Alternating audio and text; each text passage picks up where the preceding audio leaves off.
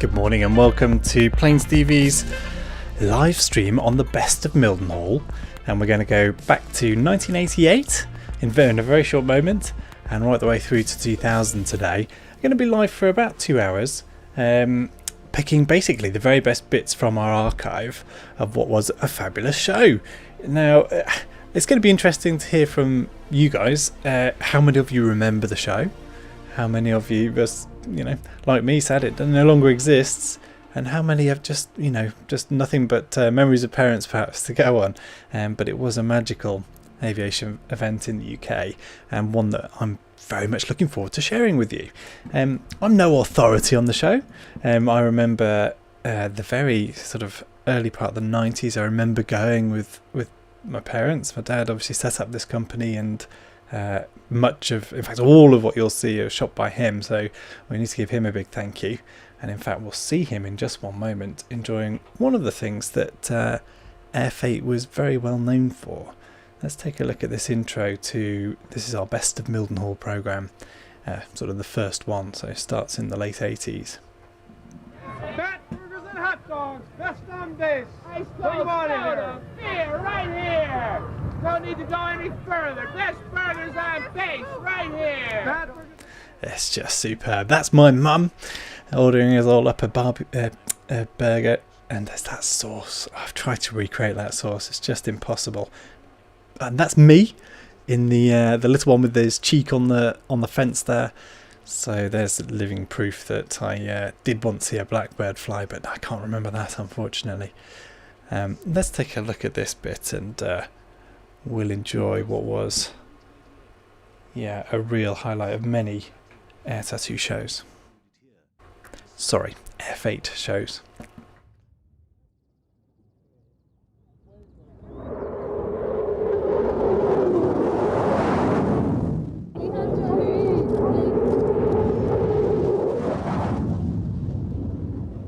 The type was retired after 1989, but a handful have been reactivated, so there's just a chance we could see this awesome spy plane at Air Fete again.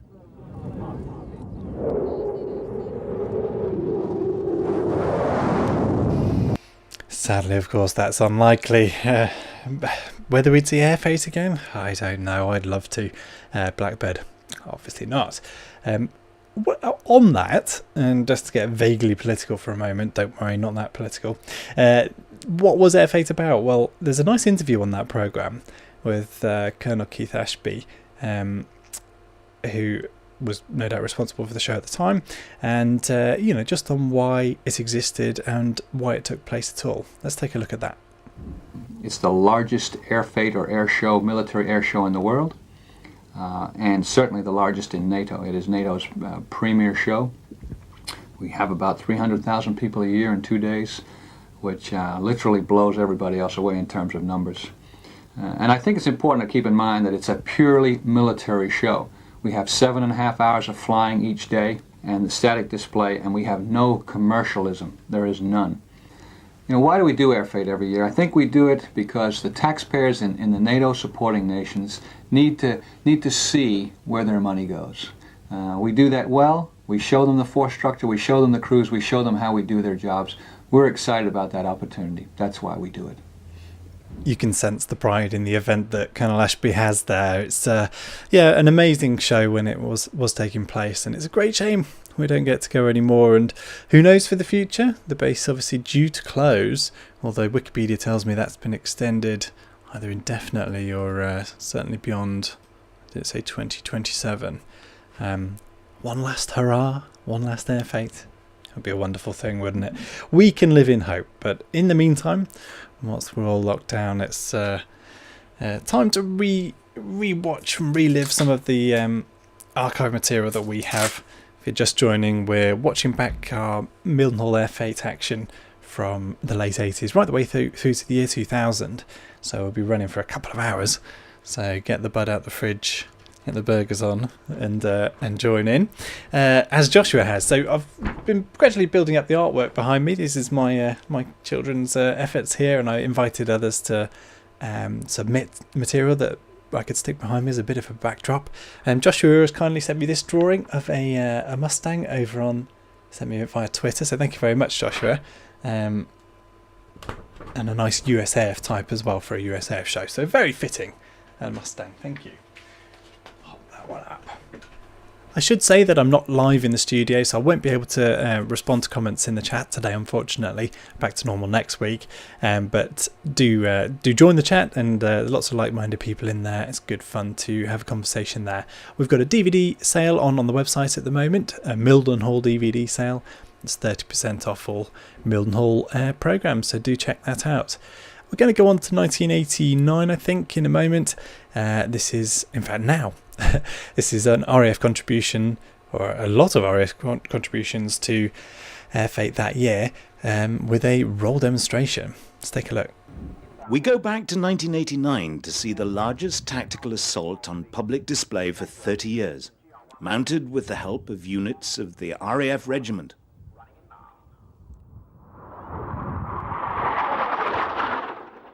First on the scene are Anglo-French Jaguars, tasked with photo reconnaissance of the enemy position.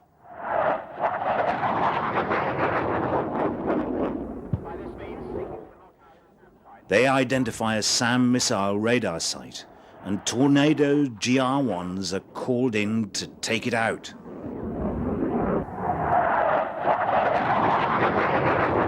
With the missile threat significantly reduced, more Jaguars strike at enemy positions with bombs and rockets.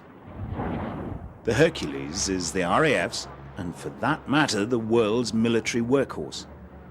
They've served the RAF since 1967, and in addition to military activities, have done valuable humanitarian work in Ethiopia, northern Iraq, Bosnia, and Rwanda.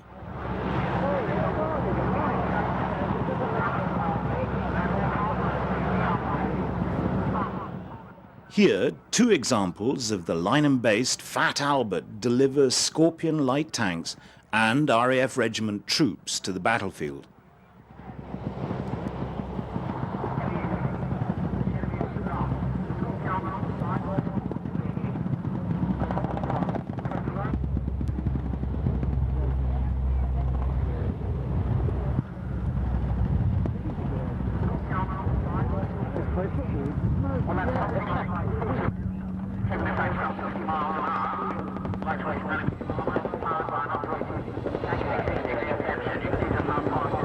The RAF's rotary wing heavyweight is the Boeing Chinook. It proved its worth in the Falklands when a single survivor from 5 dispatched achieved an astonishing utilization rate.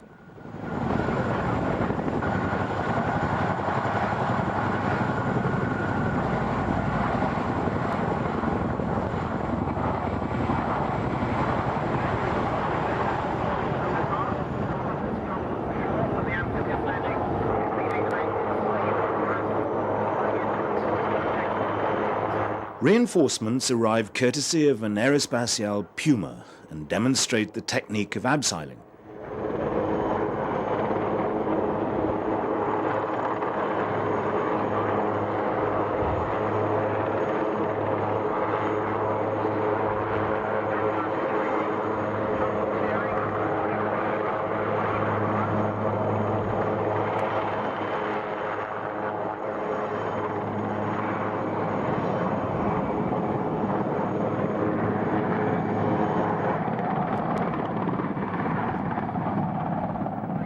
Ground forces can call on the RAF for close support, and the aircraft best suited to the role is the VSTOL BAE Harrier.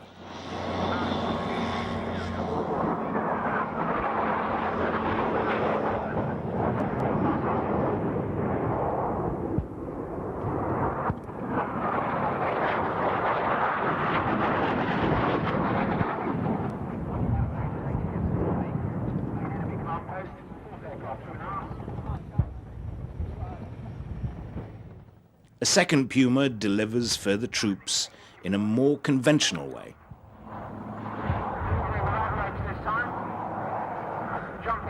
Even so, the hover jump technique can still involve a fall, fully loaded from 12 to 15 feet. With the enemy suitably overwhelmed, Just time to reflect that the Air Fete was particularly privileged to witness such an impressive demonstration of the RAF's capabilities. In 1990, the 50th anniversary of the Battle of Britain, it was appropriate for the first public demonstration of the RAF's mixed fighter force concept.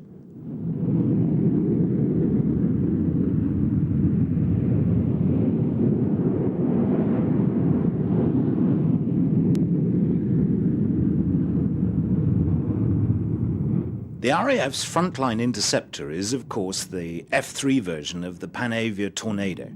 The Hawk is designated a second-line fighter in RAF service, for which it can carry Sidewinder missiles and a centerline gun pod.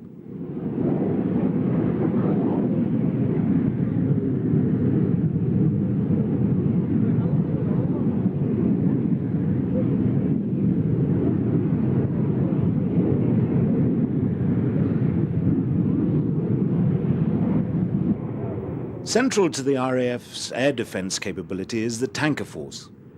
The Handley Page Victor was, in 1990, approaching the end of a distinguished operational service.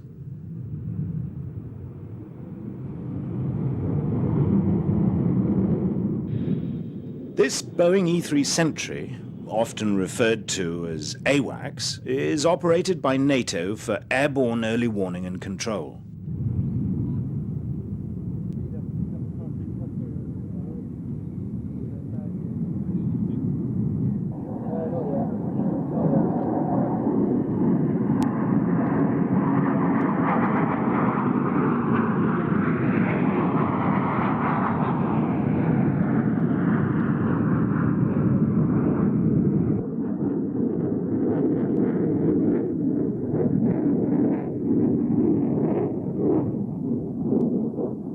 Once again, the Air Fete was privileged to see a rare combination of aircraft types in an impressive roll demonstration.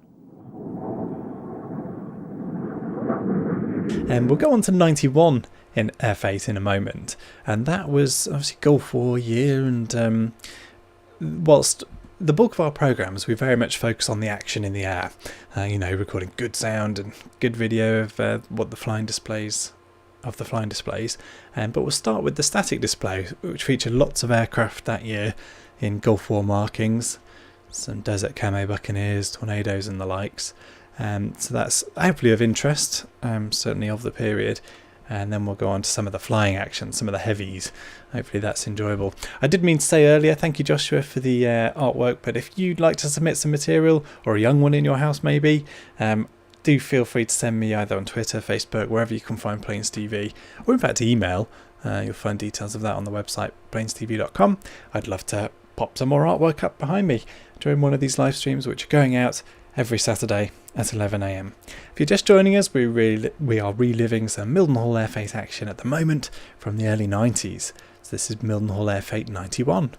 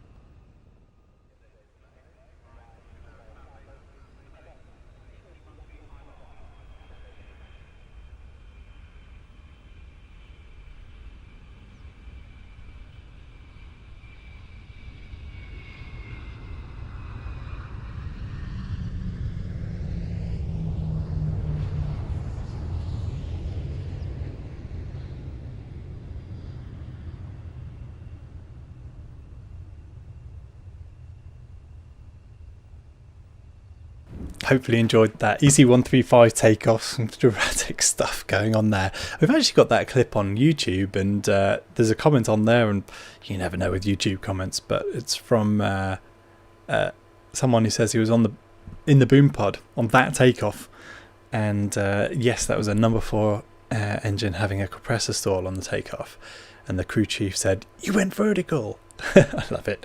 And apparently that was 6 days before the aircraft went to the boneyard, so yeah, see what was going on there. So I hope you're enjoying this. There's no narration added to this program.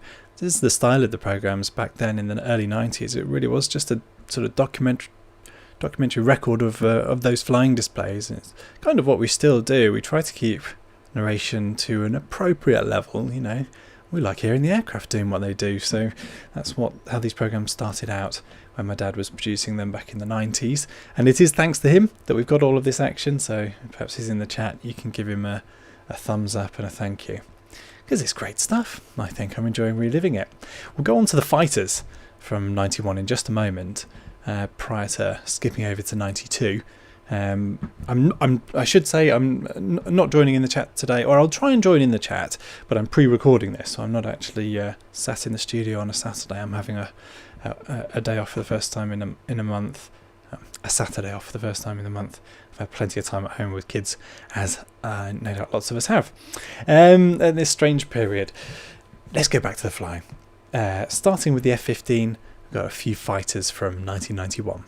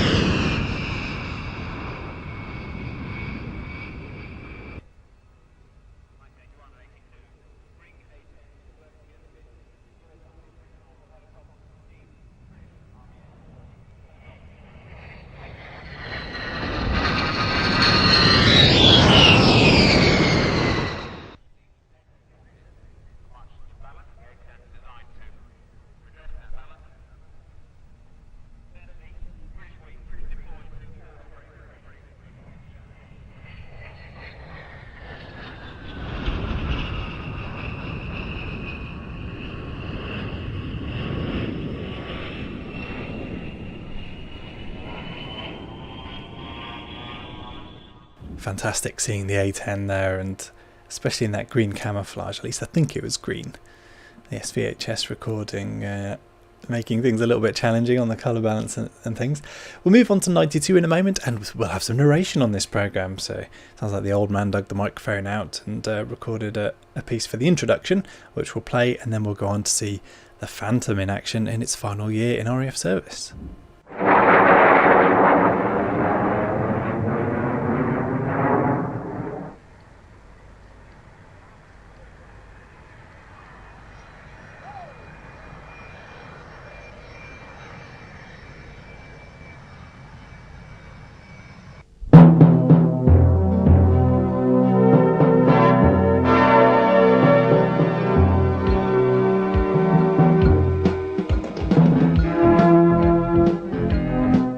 The US 3rd Air Force has its headquarters at RAF Mildenhall and hosts a massive 2-day airshow every May.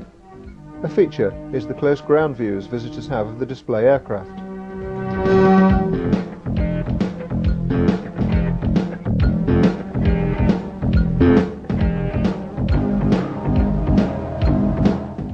Heavy metal dominates, and we preview some of the highlights now.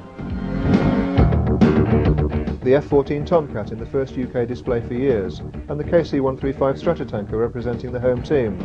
From the RAF's front line, the F-3 Tornado, and Phantom, retiring this autumn. F-111s led by their successor, the F-15 Strike Eagle, the Vulcan in one of its last ever displays. Same shape but more agile, the Mirage 2000, and the breathtaking Harrier.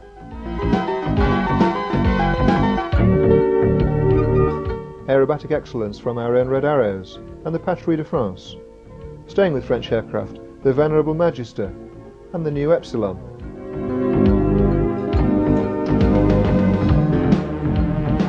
The biggest aircraft displaying were the C-5 Galaxy, the C-141 Starlifter, and the B-52 Stratofortress, representing today's 8th Air Force, 50 years since the United States Army Air Force arrived in Britain. Recalling those days, the B-17 Flying Fortress, appearing with another airshow first for many years, the Douglas A-26 Invader, and the Lancaster, itself a Mildenhall veteran.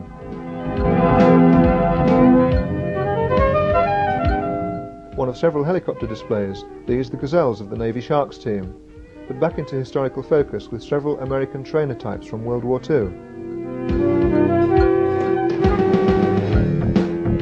More warbirds, the P-47 Thunderbolt and the P-51D Mustang. Spitfires too from the Battle of Britain Memorial Flight and the Fighter Collection at Duxford.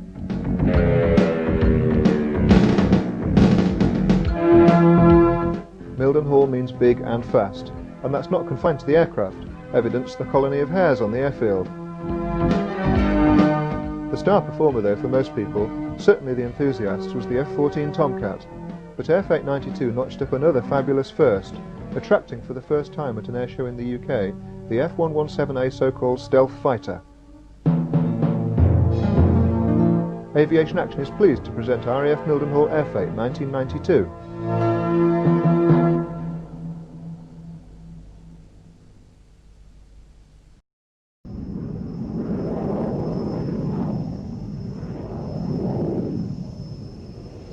Yet another retirement was imminent in 1992.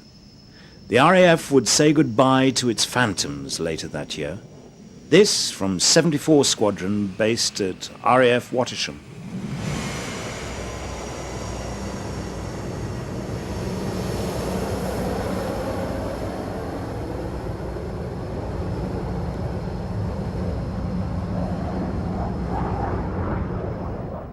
One of the most successful jet fighter aircraft in recent times.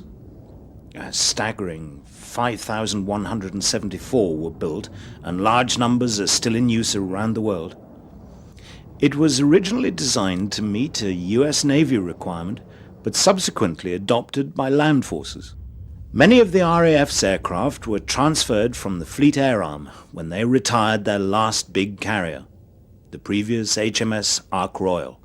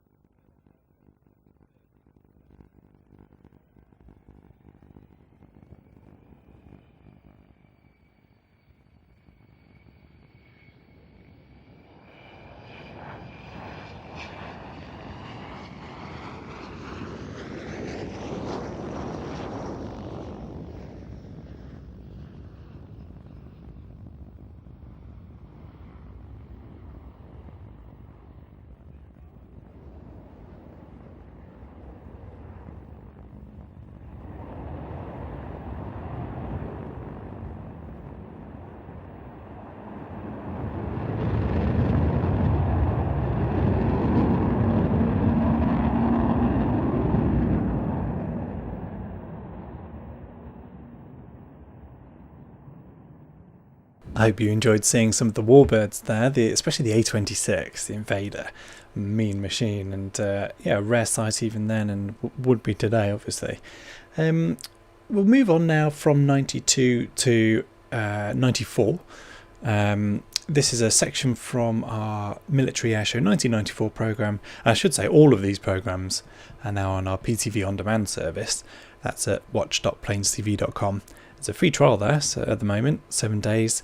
So if you want to watch any of these full-length programmes, do go and check that out. This 94 programme is fantastic.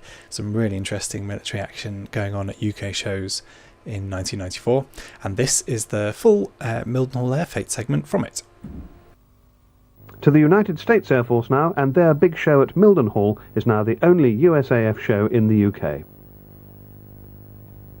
Mildenhall is home to the KC-130R Strato tanker. The home-based Strato tanker opens the show in a singularly athletic manner.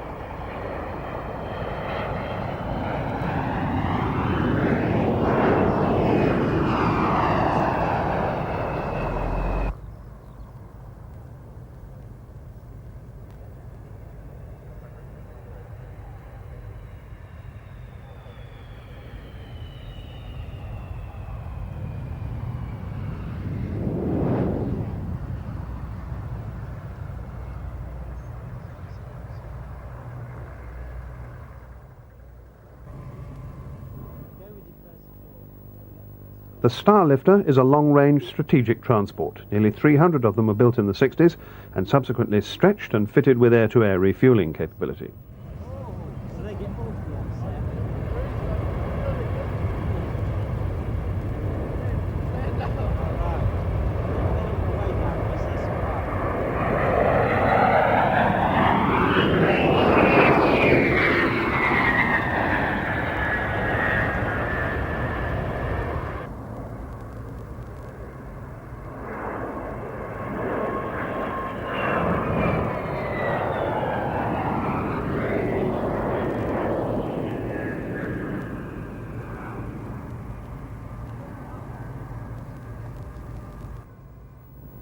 The Galaxy is the West's largest military aircraft, capable of carrying a payload of 125,000 pounds over 8,000 miles.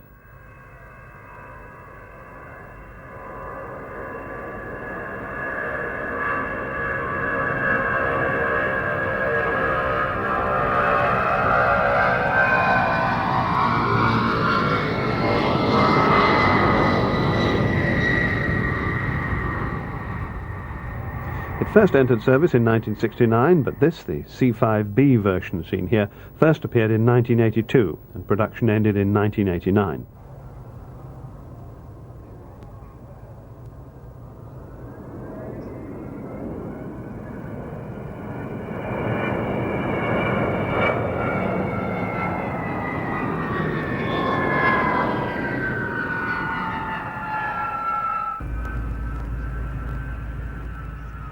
It can operate from the same runways as the C-141, though particularly short field operation like this can be expensive on tyres.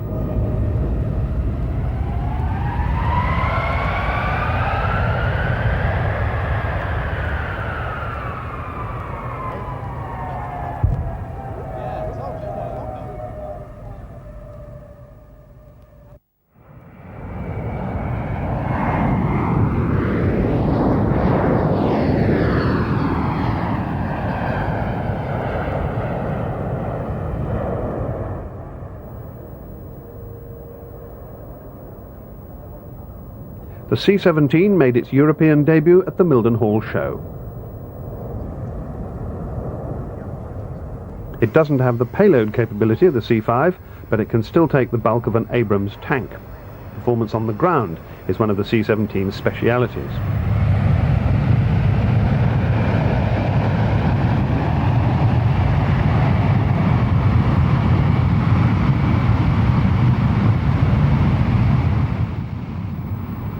C-17's short-field landing capability opens up many more airfields than the C-5, and its ability to maneuver on the ground speeds up loading and unloading.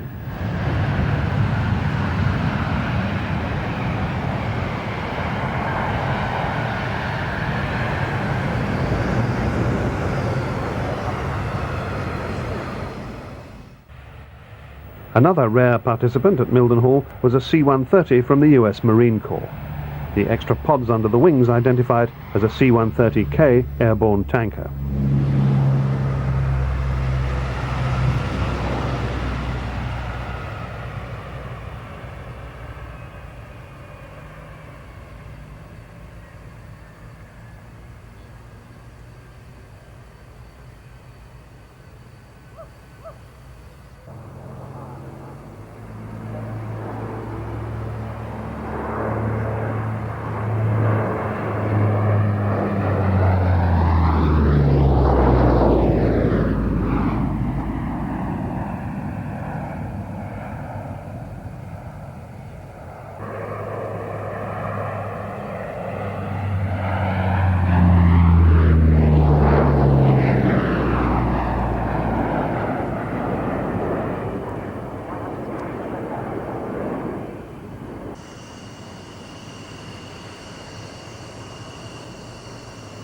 The F-18A Hornet from USS Saratoga represents a rare UK appearance by US Navy aircraft.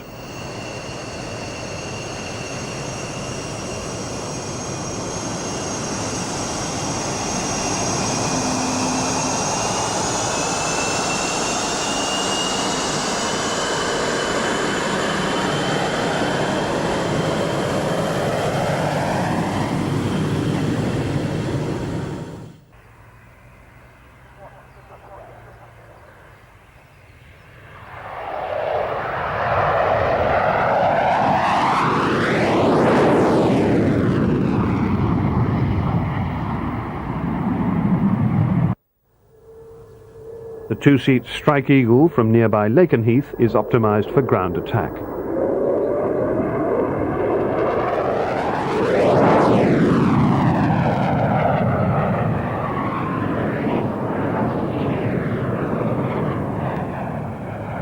Hopefully you're seeing, as I am, the sort of gradual improvement in the picture quality over these years. I can't think what format would have been, possibly even M2 in these years. So it hopefully improves gradually as we go through. And we're moving on in a moment to 96 Air Fete. And we're going to cover some of the foreign military display teams and also solo acts. And it's interesting looking back, the sort of the participants, the foreign air arms that were supporting Air Fete, similar to what we'd see at Air Tattoo now. But wasn't it wonderful to have another air show in the UK attracting such cooperation from foreign air arms? And we'll start with the Moroccans. The KC-135 opens the show, but we begin with one of the four nations represented at Air Fete for the first time. The Royal Moroccan Air Force presented its Green March team with their 6 CAP 231s. The team demonstrates its precision by starting the display actually tied together.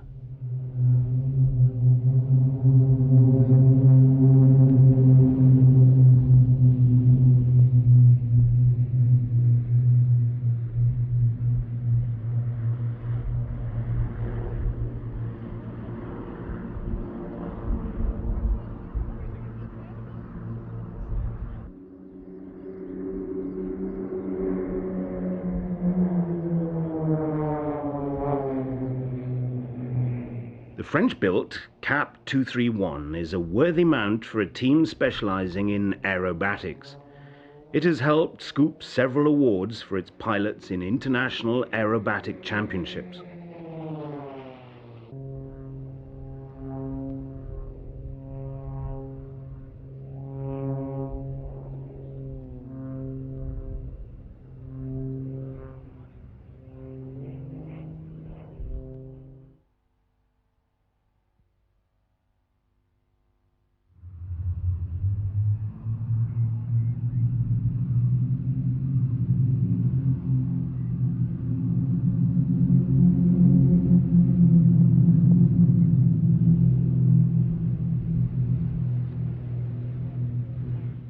The Royal Jordanian Falcons were first formed in 1978, but also make their Air Fete debut now.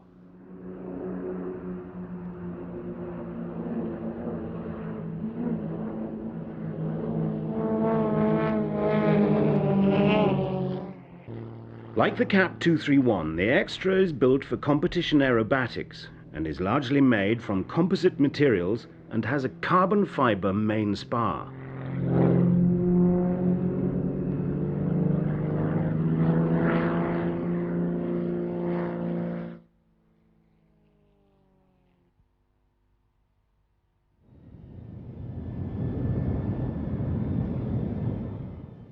The former Czechoslovakia is now split into Slovakia and the Czech Republic.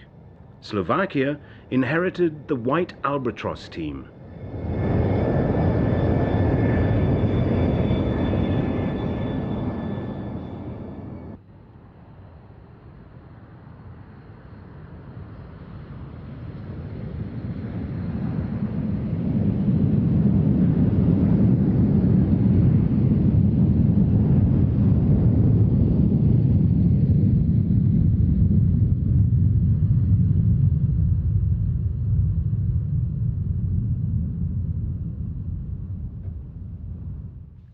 They fly the hugely successful Aero L-39, of which nearly 3,000 have been built, and serve 16 air forces.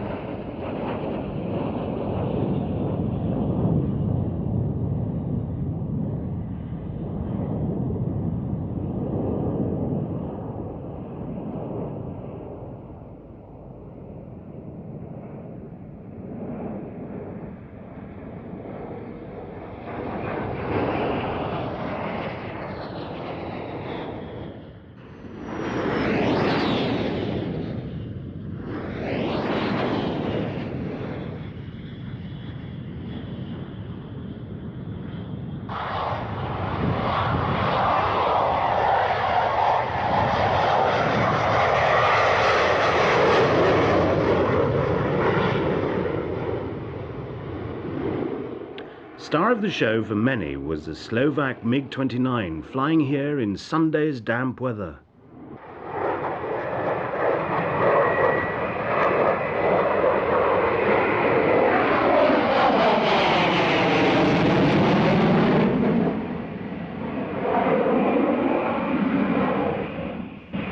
Some 20 nations fly this Soviet-built interceptor.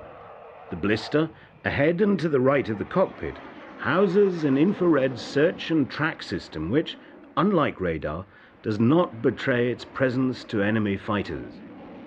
The MiG-29 is not a fly-by-wire aircraft, so this Cobra maneuver at low level needs great skill.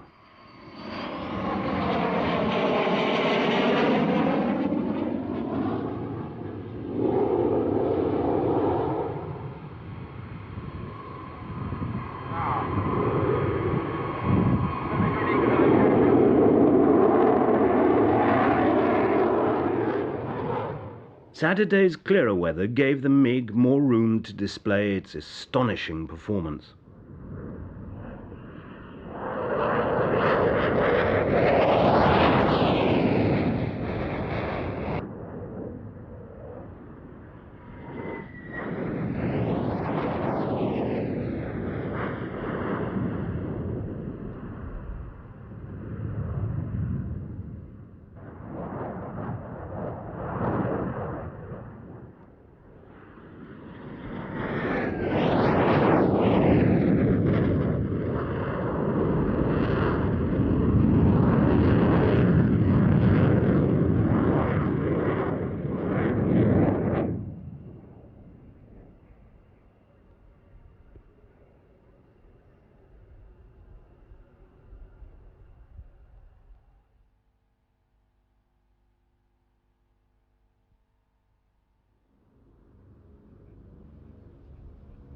Also new to Air Fete was the awesome sight of 3 Mil-24 gunships, codenamed Hind, in service here with the Czech Air Force.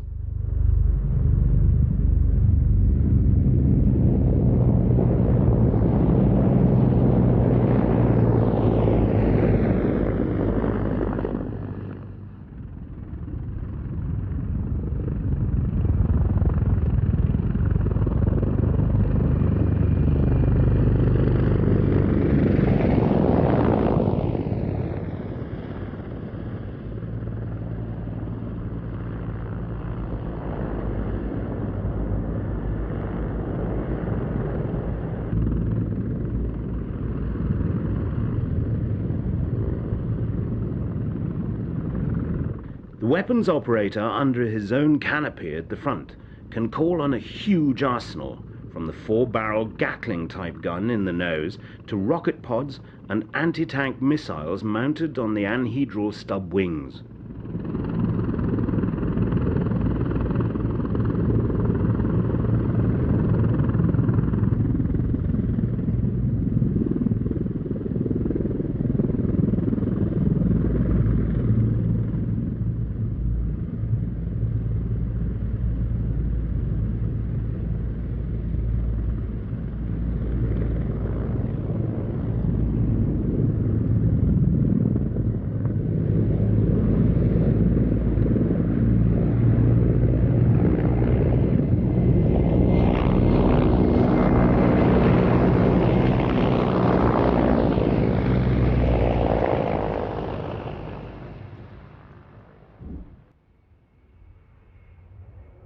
France has always contributed enthusiastically to Air Fete, and the Seppercat Jaguar pair from EC7 make a welcome return visit.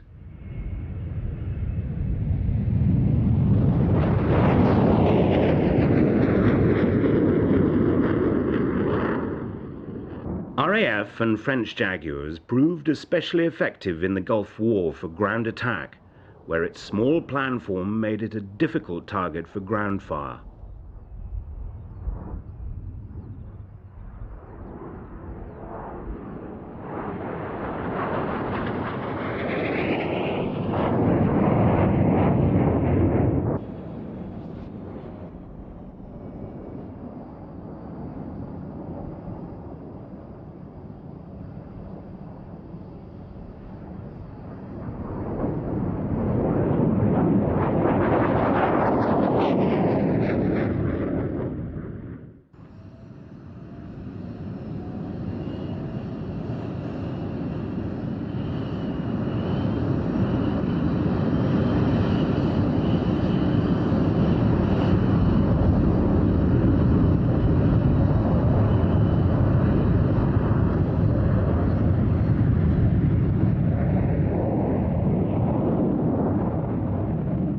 The pride of the French Air Force is the Patrouille France, their national team. They've been regular performers at Air Fete.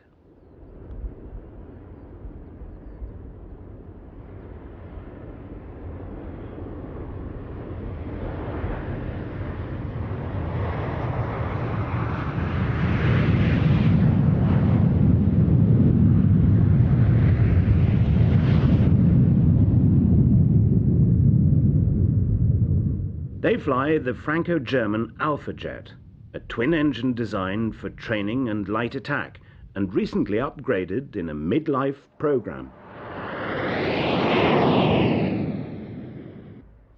The French Air Force has operated aerobatic teams since 1931, and the name of Patrouille France was adopted in 1952.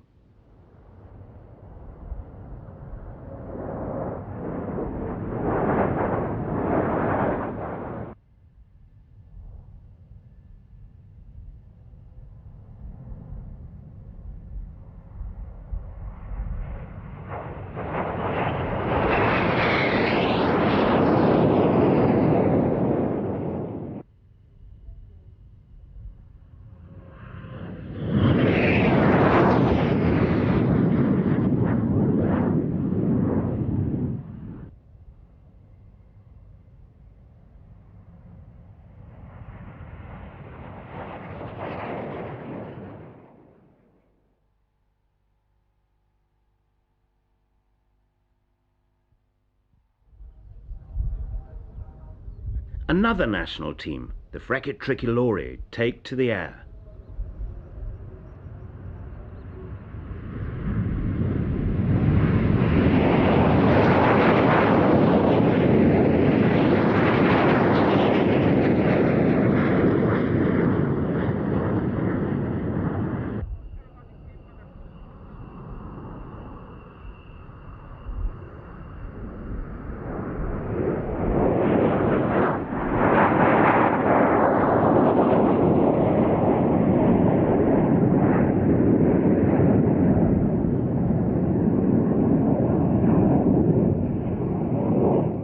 To aid their spectacle, the Frecci have a small advantage of fielding 10 aircraft.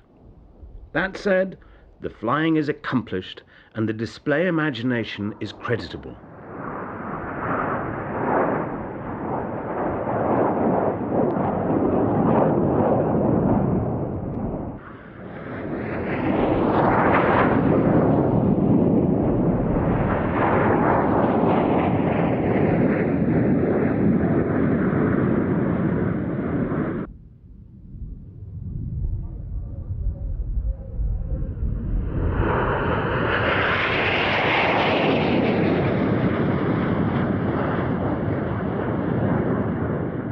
Their aircraft is the Air Macchi MB339 Pan, a tandem two-seat advanced trainer and light close support aircraft. The Pan suffix denotes that they have been modified especially for the team.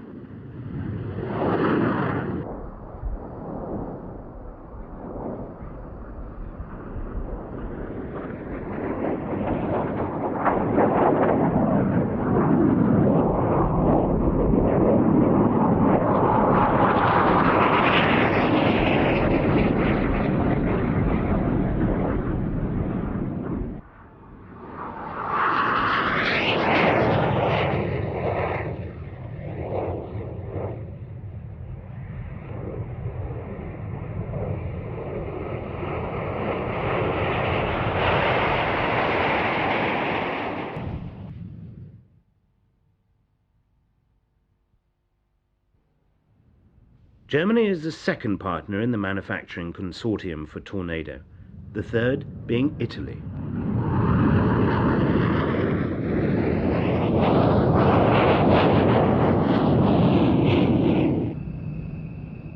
The GR1, or IDS for Interdictor Strike, as it is known outside the RAF, is operated by both the German Air Force, as here, and the German Navy.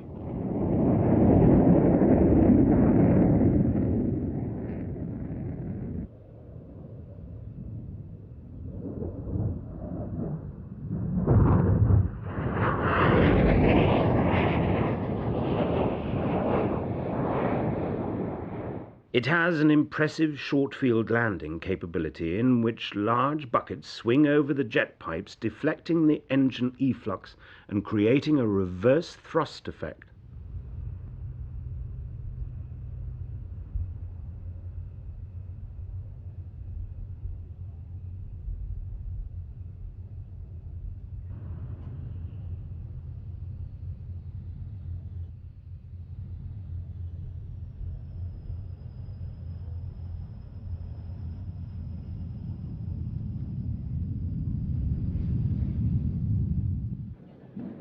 Though still widely used, the Phantom is becoming a rarity at air shows.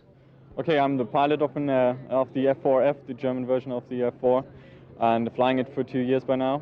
And I'm the second squadron of the 73rd Fighting Wing in Germany.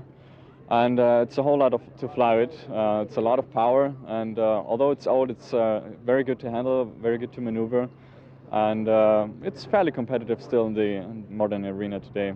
The F4 didn't have a gun because it wasn't designed for it, but we put the gun in there, and the United States Air Force on the E model, and it's a Gatling gun, 20 millimeters, 6,000 rounds per minute, and so it goes very fast, and that's why it has a longer nose than the other ones, because there's a gun in there and all the rounds of ammunition. The F4 was designed for US Navy, and that's why it's built for carriers, and it's very tough structure to hold the landings on the carrier. And it has the big hook on the end to keep it holding. And we use it only today for emergency purposes, but it's still on there and working pretty good. It also has the wing fold on there, so we can fold up the wings to take less space when we have to store it somewhere. And the overall structure makes it pretty tough, and that's why it's still holding probably for a couple of years.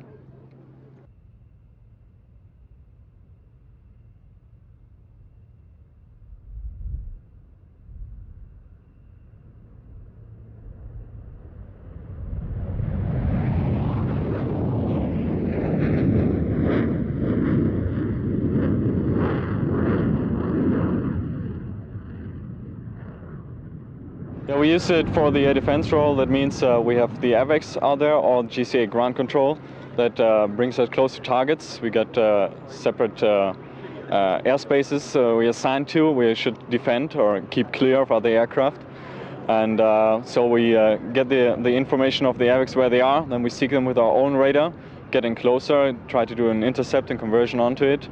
And finally, in the visual arena, we're going to shoot them down with infrared, so heat-seeking missiles.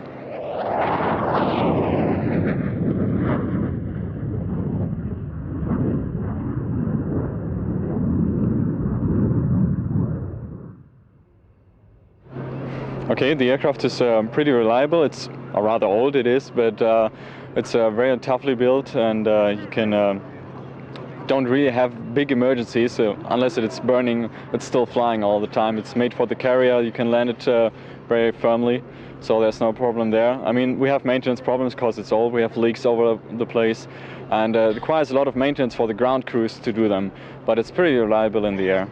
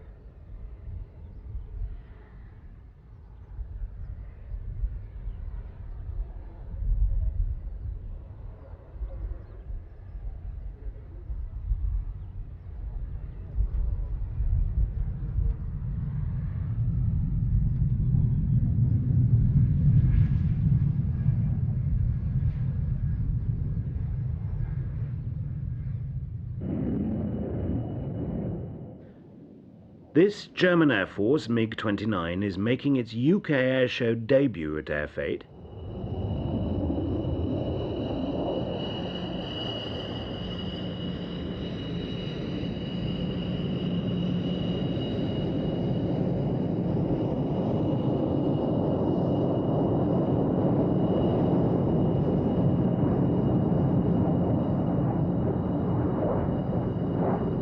I'm Captain Steinhagen from the German Air Force, stationed in Lager Air Force Base, which is close to Rostock in northeast Germany, flying the MiG-29s, and we got one squadron of MiG-29s with the reunification in 1990.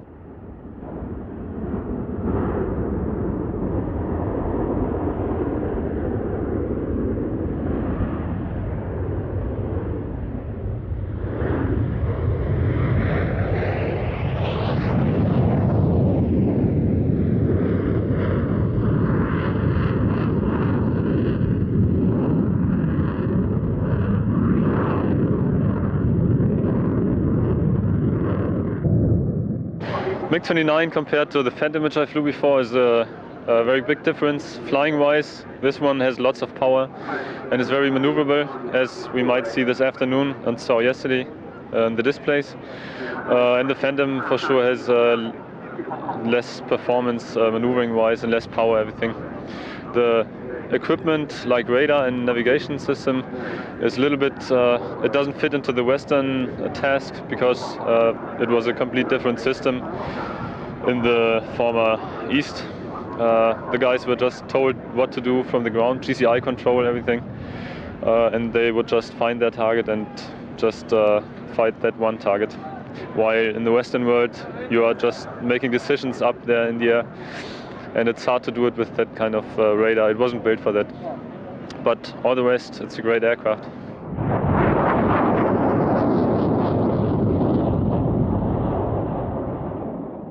Awesome stuff. German Phantoms, German MiG-29s, it's great stuff. We're going to move back to USAF types in a moment, and the B-52, sticking with 1996. So here's a bit of bomber action. H.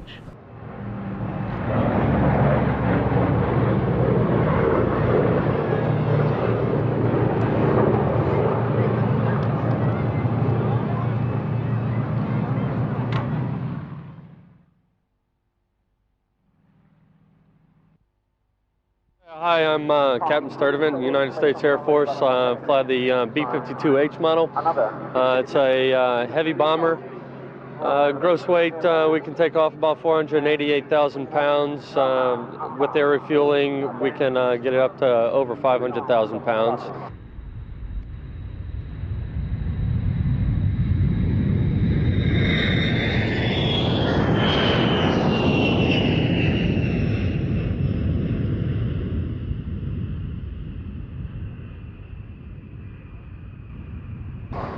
We have a range unrefueled about 8,800 miles, and then with air refueling we can go pretty much anywhere else that we want to. Primary job of the B-52 is bombing, conventional bombing. We can carry just about every air-to-ground munition in the United States Air Force right now. The maximum number of bombs we can carry is 51. Mark 82s, which are 500-pound type bombs, are 750-pound bombs, the M117s. We also carry numerous conventional missiles, the AGM-142, which is the Havnet missile, also Harpoon anti-ship missiles, conventional air-launched cruise missiles, and you name it, we can pretty much carry it.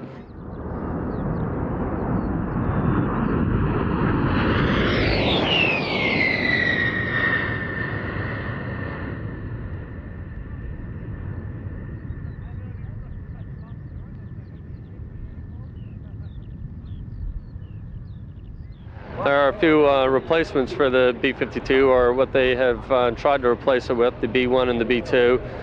But due to the cost of those aircraft, they've seen it more practical to modify our plane to carry the different weapons and keep it flying.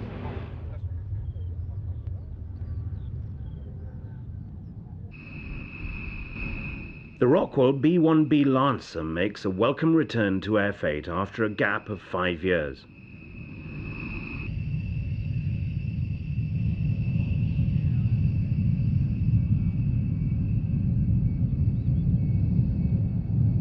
A supersonic swing wing, a lone and unafraid, low-level, long-range penetrator, the B-1B has a crew of 4 and is armed with up to 22 air-launched cruise and radar suppression missiles.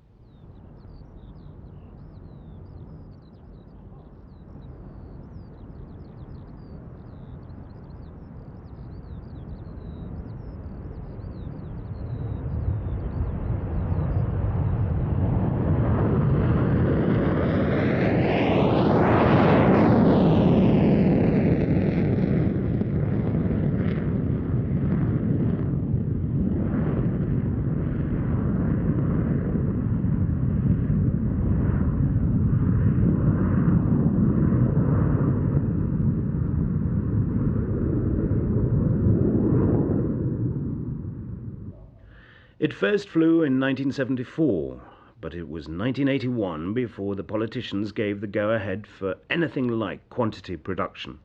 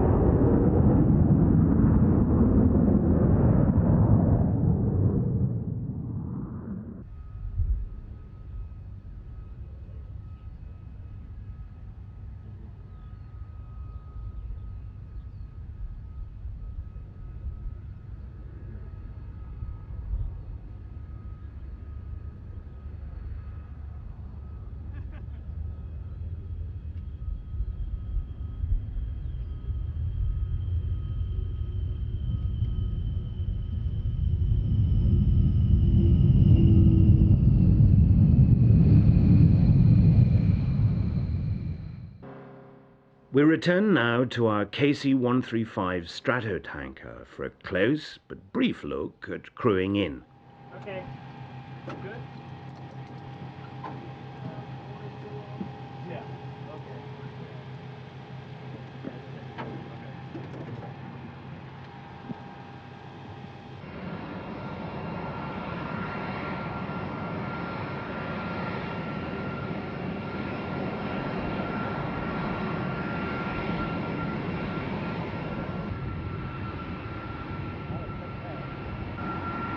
The KC-135R is a modified Boeing aircraft. It's the R model designation means it's been re-engined with CFM56 engines, each producing over 22,000 pounds of thrust as a rated thrust. The average mission length is about 5 hours with a minimum crew, 4 people, 2 pilots, 1 navigator, 1 boom operator. We're able to refuel virtually any aircraft that has a refueling capability in the world.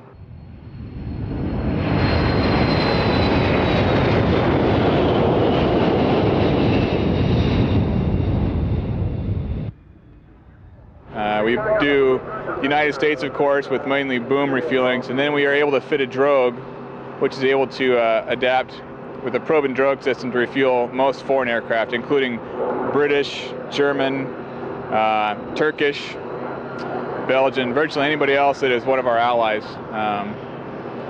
Most of the missions we fly, we return to the same base. For instance, we'd fly out of RAF Mildenhall here in the UK, go over the continent, refuel some Germans for about 3 hours, and then return here and land, spend the night. Other bases that we have deployed to include Turkey.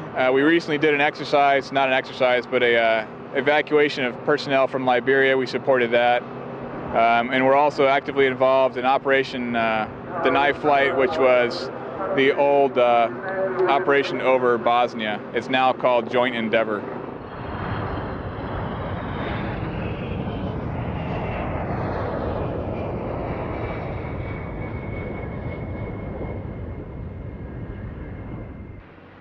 The KC-10 extender was built on the airshow program, but regretfully the weather prevented a display. We glimpse it now operating out of RAF Mildenhall a few days before Air Fete. Whilst briefed as a KC-135 replacement, the latter outnumbers it still by around 10 to 1.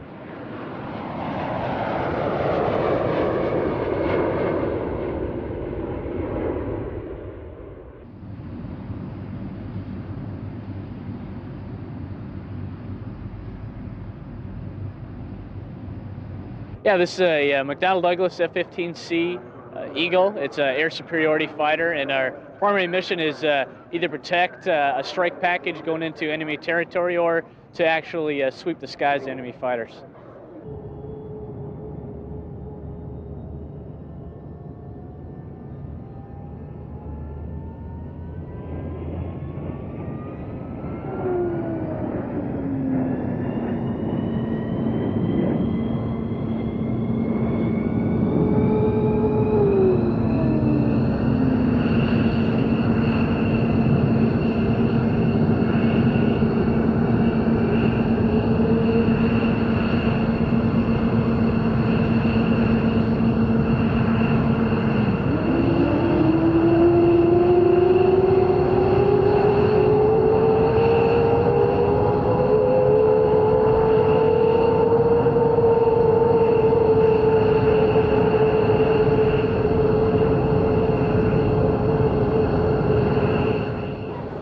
Yeah, the F-15C, I mean, it's an outstanding airplane. I think if for all those private pilots out there, one of the distinguishing features, the thing that would probably amaze you the most is its sensitivity.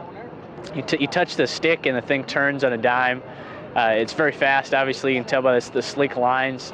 And it's just an amazing aircraft, amazing piece of machinery.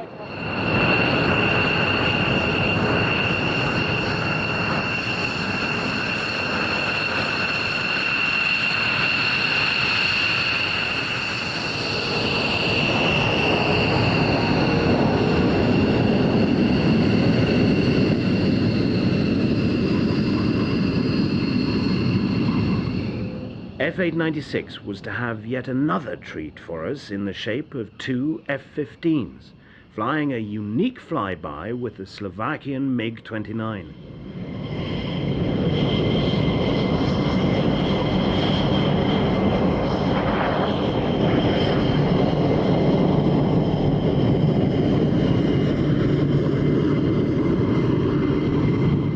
Yeah, we're real happy to come out and do some flying with the Fulcrum itself. You know, it's a kind of unique formation, and we look forward to any chances we get to fly with these guys, maybe in the future also.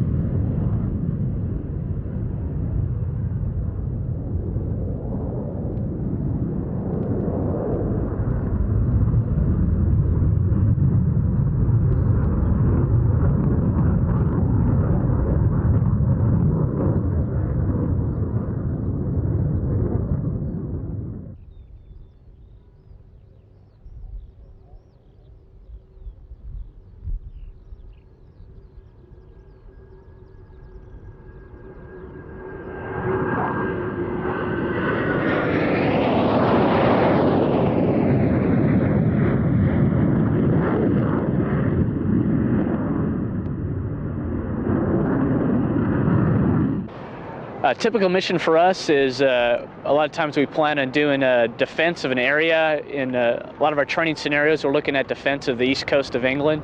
So we'll put up combat air patrols, and we're looking at about an hour and a half sortie length. And we do a lot of our training against the Dutch F-16s. And usually they're an invader force, and they try and attack the east coast of England, and of course we're trying to defend it from them.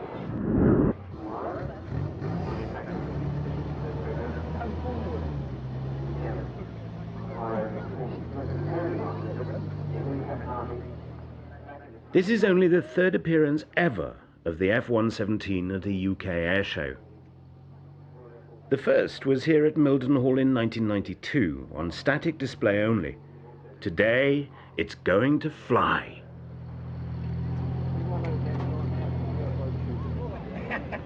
Yeah. These guys all sound like a beast, isn't it? Yeah.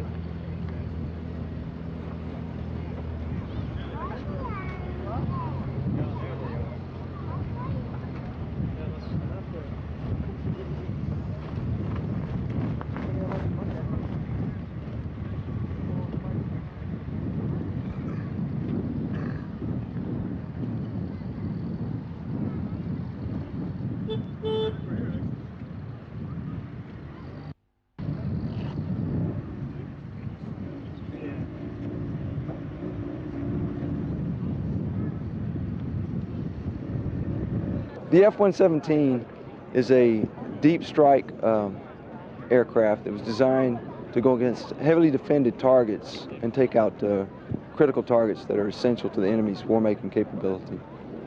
Well, for us, it's a fairly benign profile. They don't allow us to do a lot of aerobatics. There's only a few of these aircraft, and they're afraid we're going to break them.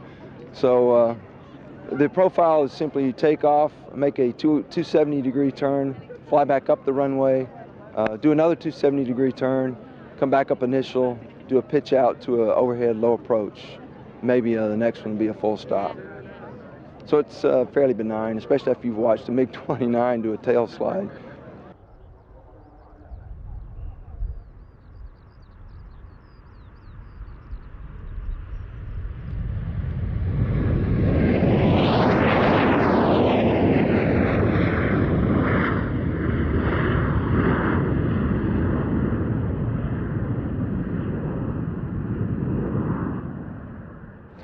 Well, the F-117 it's a fly-by-wire aircraft, so essentially for the pilot, there's little that I can do that the computers can't handle. It's limited in certain axes to prevent the pilot from making errors that would, put you out of control.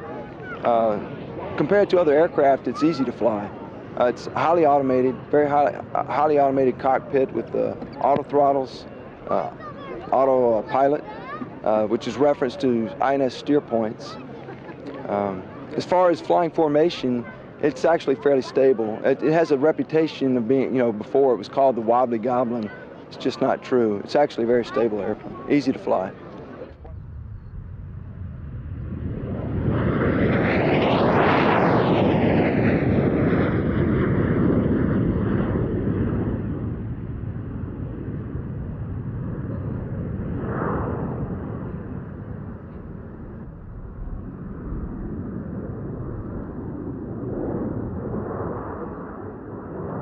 Basically, Air Fete starts for the next year, the day after this year's air show. So we have a committee of over 50 members to help prepare for it, and they have people working with or for them, in total of about 1,000 people. But you don't really realize the enormity of the event until you see the 300,000 plus spectators that show up over the course of the 2 days of the air show. And you realize that they are the reason we do this.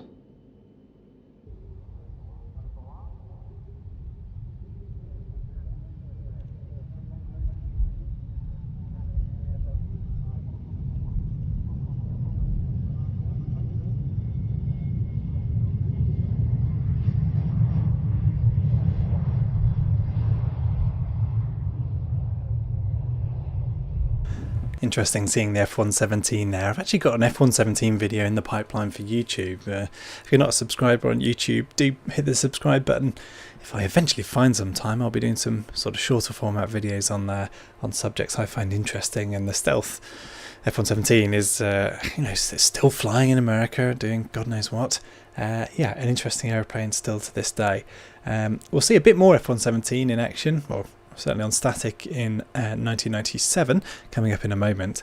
And this is a section from British Airshows 97, and it's narrated by John Blake, much missed John Blake, whose voice I remember from, Shuttleworth shows and Biggin Hill, maybe, lots of others. A voice of air shows in that period, and it's really nice hearing him commentate, or rather narrate through this segment on Mildenhall Air Fete from 1997.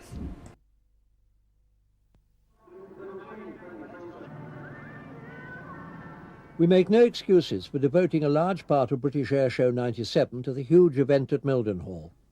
Air Fete 97 was the official European celebration by the United States Air Force of their 50th anniversary.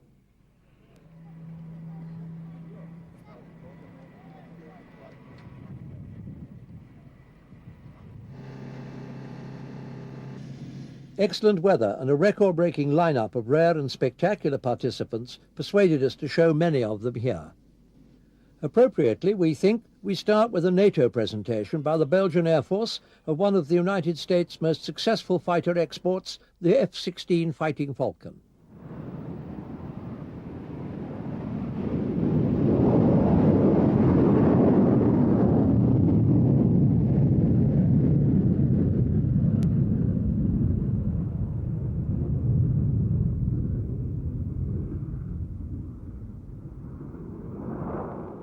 From its single 30,000-pound thrust engine comes the power.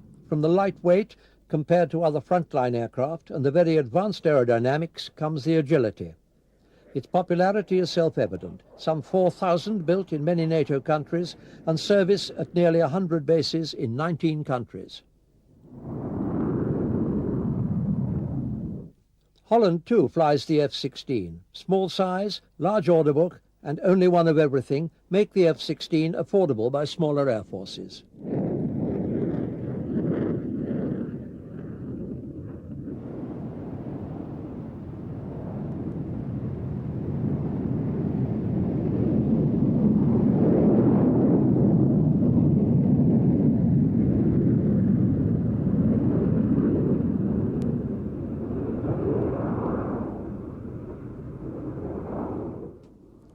This French Jaguar pair make an unusual display item. Based on an early Breguet design, the Jaguar single-seat ground attack aircraft and two-seat operational trainer was the subject of the first Anglo-French military aircraft collaboration.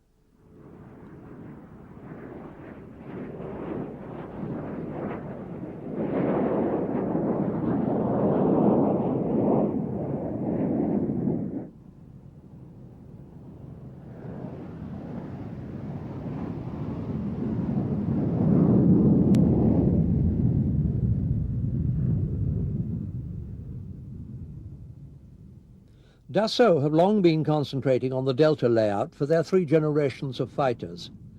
The advantages bring high acceleration, low drag, and increased lift at high angles of attack, combined with fly-by-wire controls to give superb close-air combat maneuverability.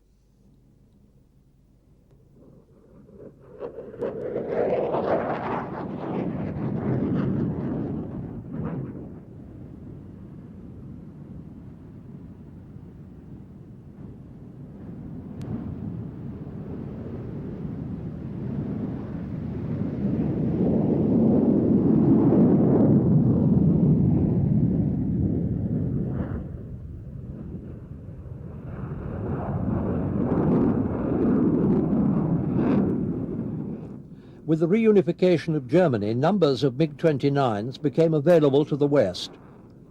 This single-seat all-weather counter-air fighter and strike aircraft, corresponding roughly to the F-16, became operational 12 years ago with Soviet and Warsaw Pact air forces.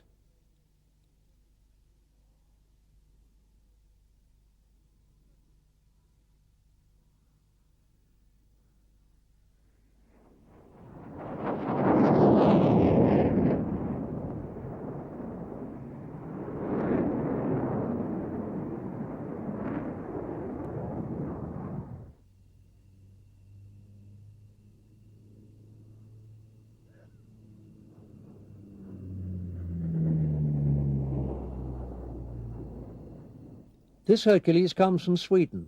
Almost certainly no military transport since the Dakota has inspired so much devotion.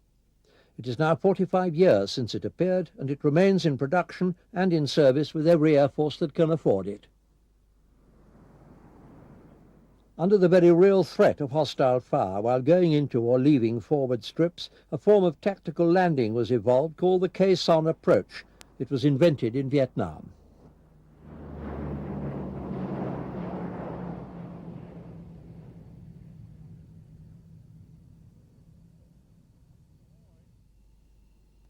The Swedish Thunderbolt, the Viggen, is well named.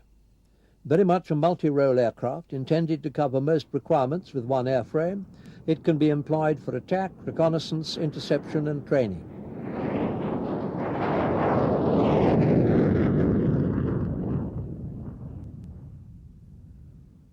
Sustained by one thunderous 28,000-pound Volvo turbofan, it will lift satisfactory quantities of any weapon you care to name.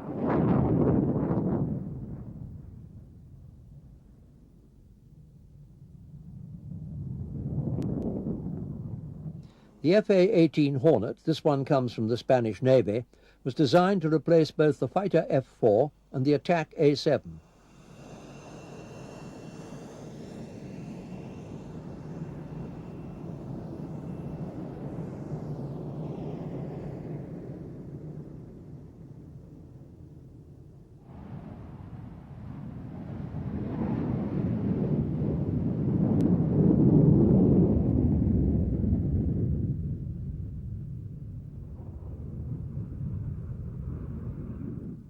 Capable of undertaking any defense or attack mission and considerably augmenting fleet air defense, it adds to excellent performance a maintenance reliability unequaled by any in its class.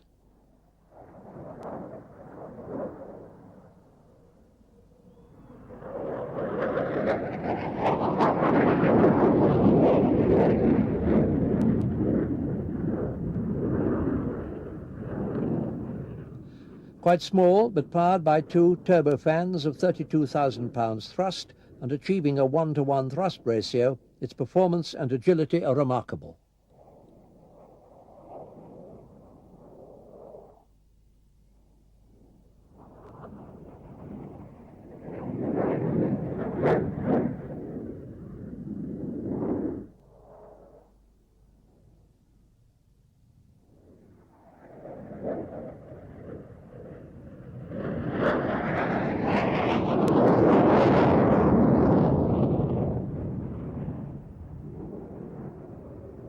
The heavy metal just kept on coming, and now it's the turn of the United States Air Force itself.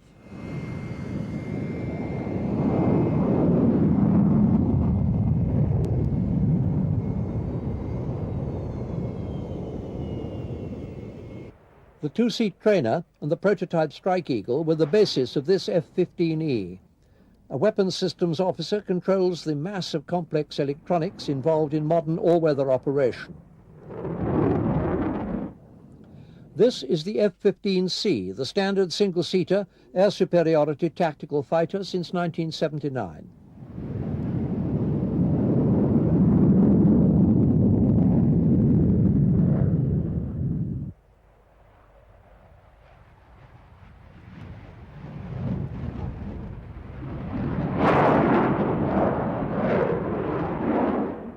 £47,000 of thrust at takeoff drive these F-15s from nearby Lakenheath.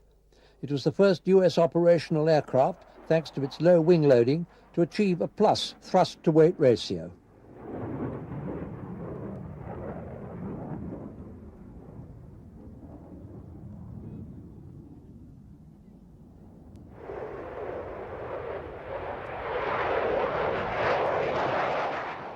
With the proliferation round the world of the F-16 and near a score of different national markings, it is a rare privilege to see one actually in United States colours.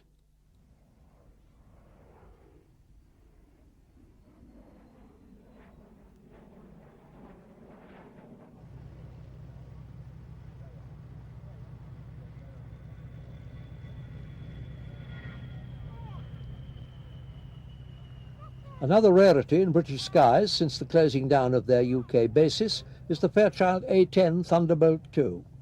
It was designed as what might well be the last fixed-wing close-air support aircraft. Inevitably, it was nicknamed the Warthog.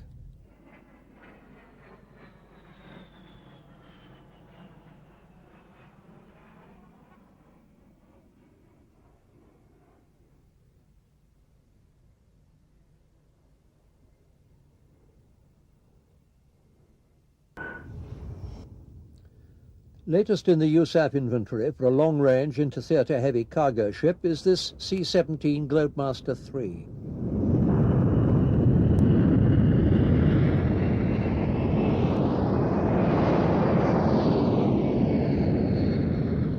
Depending on the range required, it will heft between 62 and 86 tons.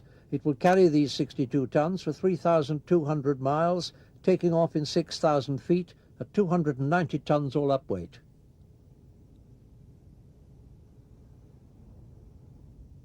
With reverse thrust engines and the ground handling of a tracked vehicle, the C-17 combines its massive load with C-130 flexibility.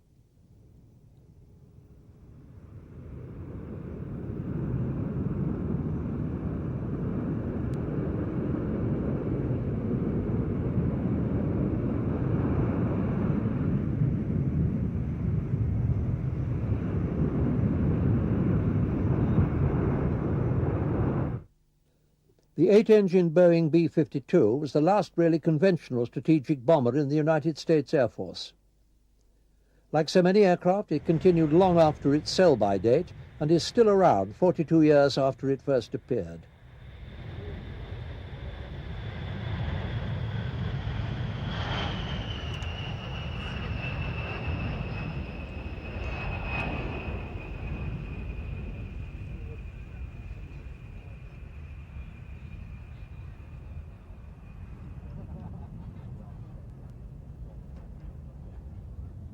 Employed on various tasks, including conventional pattern bombing in Vietnam, the finer models, the G and H, are still around as cruise missile carriers.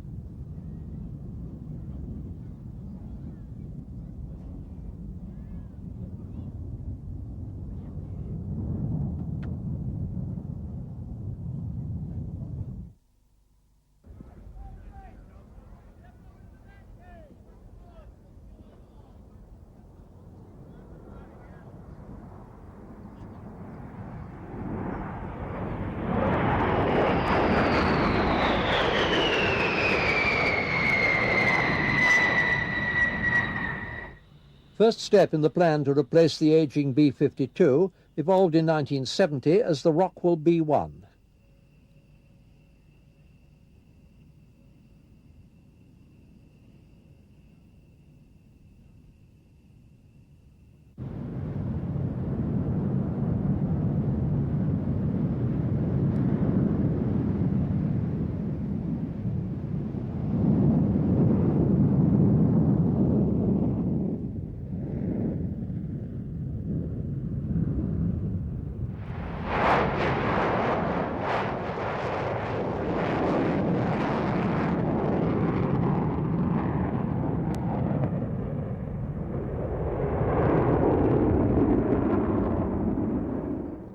Increasingly effective defences led to the development of the B-1B, not expected to penetrate enemy countermeasures, but to stand off and launch cruise missiles.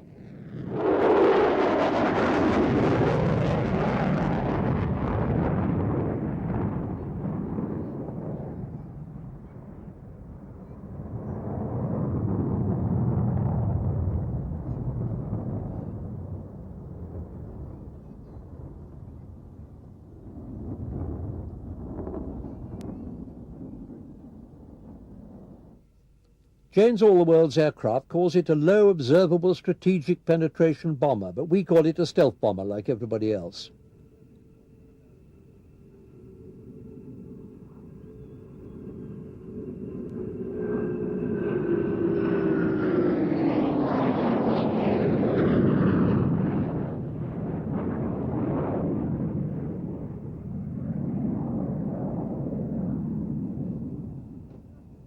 Accompanied by its pilot fish F-15, this nuclear or cooking bomb dispenser cost the United States Air Force $750 million.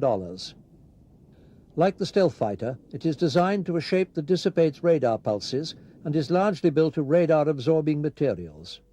Seen end-on in a strong light, it just about disappears visually as well.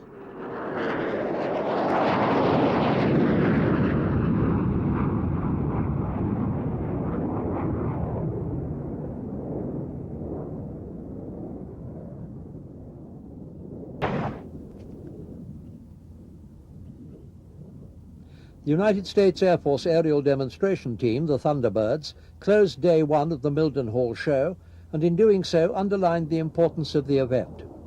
It was their only appearance in the UK this year, and the first UK public appearance for 6 years. The Americans are past masters at showmanship, and the Thunderbird startup routine gets the full treatment.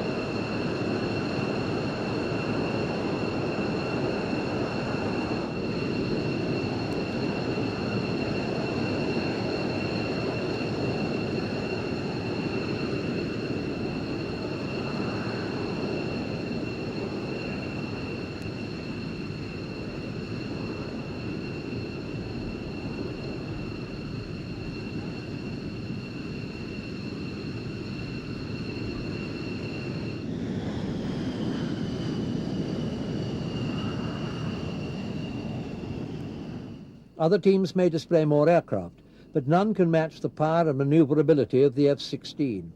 The aircraft's complexity makes it a brave choice as a team mount, but even so, they are proud to boast never having had to cancel a show through unserviceability.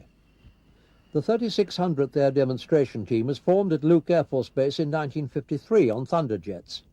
Far better known since then as the Thunderbirds, and with their F-16s dramatically decorated with that Red Indian motif, they still delight airshow crowds with their superbly orchestrated performance.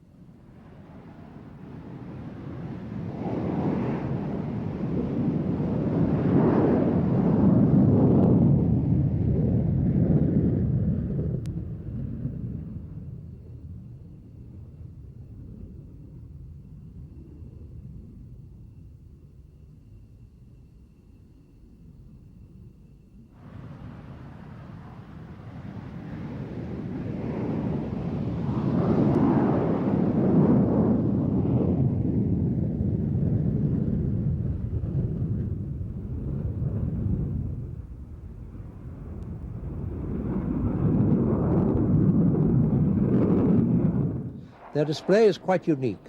They stick to a four-ship formation and concentrate on showing the outstanding pure flying skills of the pilots.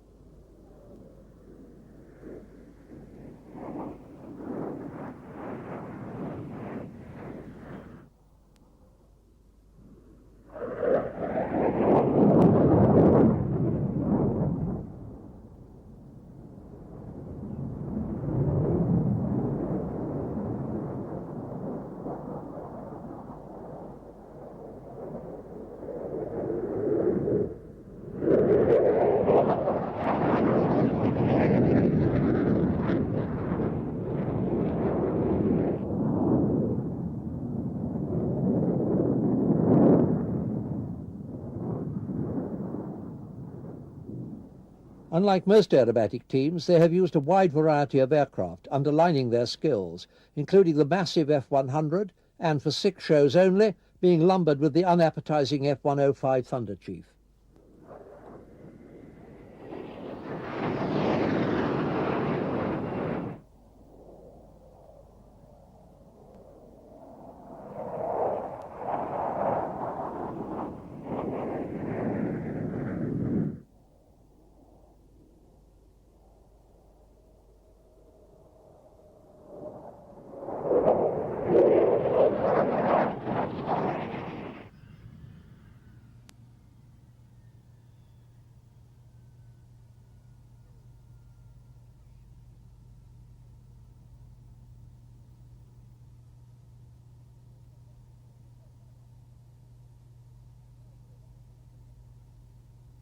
It's great having that vantage point of the Thunderbird's ground display prior to the show and afterwards.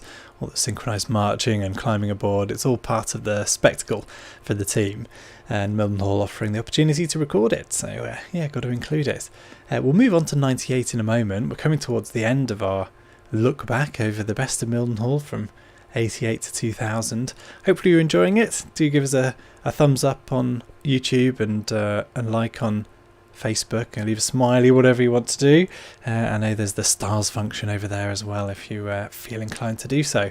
If you'd like to keep up to date with what we're outputting here on YouTube, Facebook and on our own on-demand service, email newsletter, great way to keep in contact. I try to keep it to 1 a week.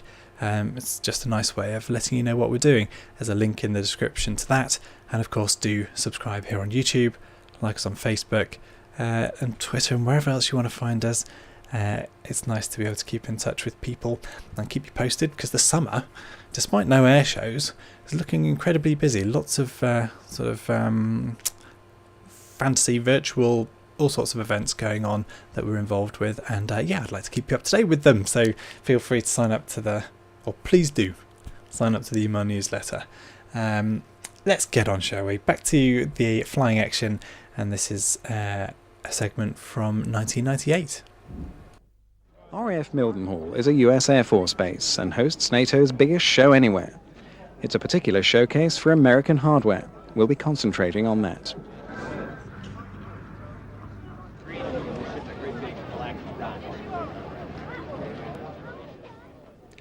Mildenhall is well known for its openness, crews and hardware.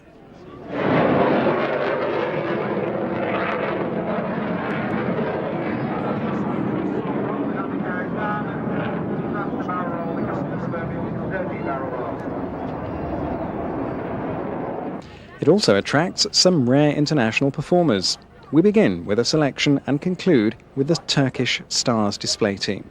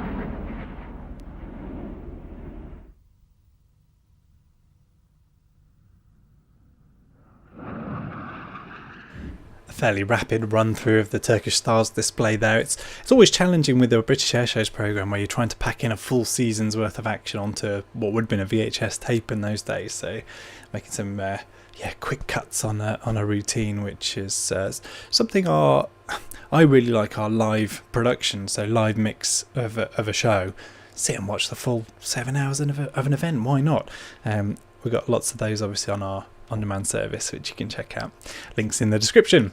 We're going to move on to 2000. The eagle-eyed amongst you, or maybe just me, noticed my name on the credits of the 92 programme, I think. Can that be right? Maybe the 96 programme, I think. On the graphics, apparently. I don't remember doing any graphics on the Mildenhall Air Fete 96. I'd have been 12 years old, but apparently I'd got the Amiga out and we'd done some. But moving on to 2000, I think this is when I'd have started doing a bit of editing. Certainly I've got recollections of the B2 bit, which we'll finish on. Doing some editing of that. So some nice memories for me. I don't remember being at the show. I certainly don't remember this Draken that we start off with. Let's get on with it, shall we?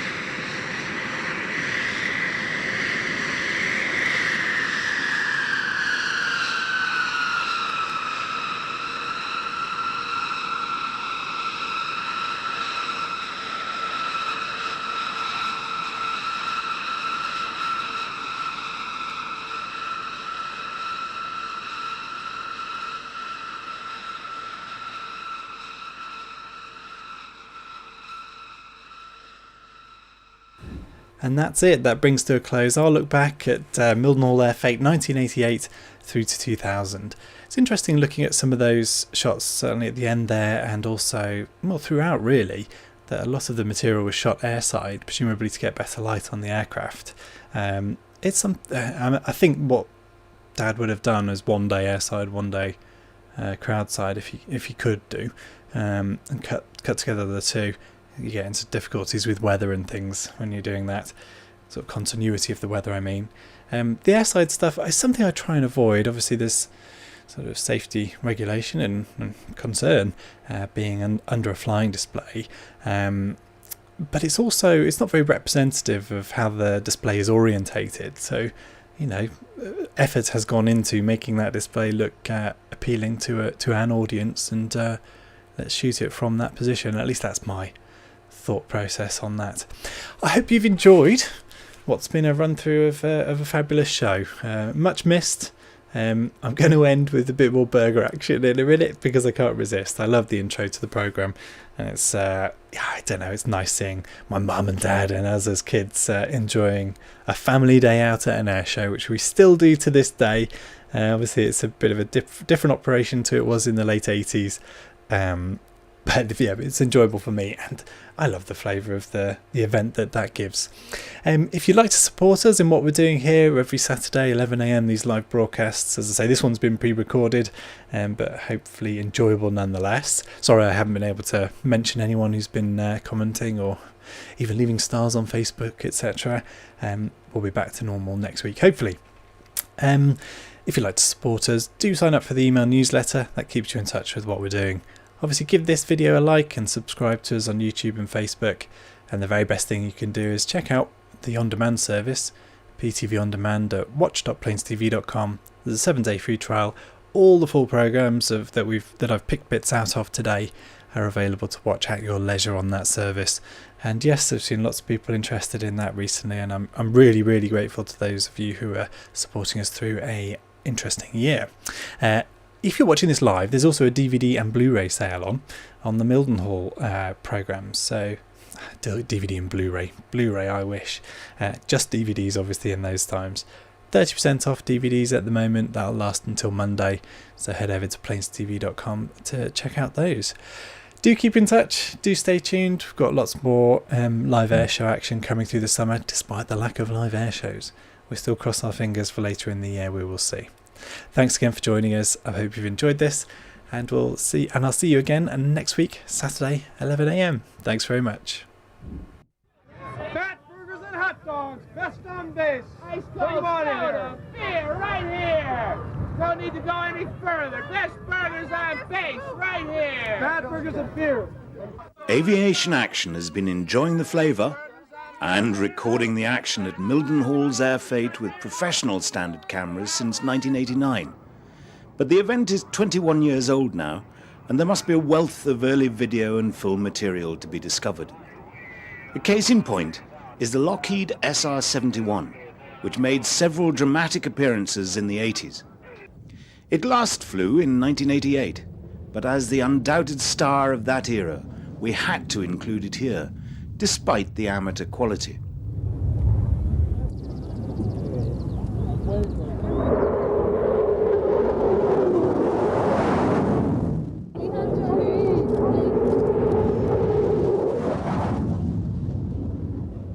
The type was retired after 1989, but a handful have been reactivated, so there's just a chance we could see this awesome spy plane at Air Fete again.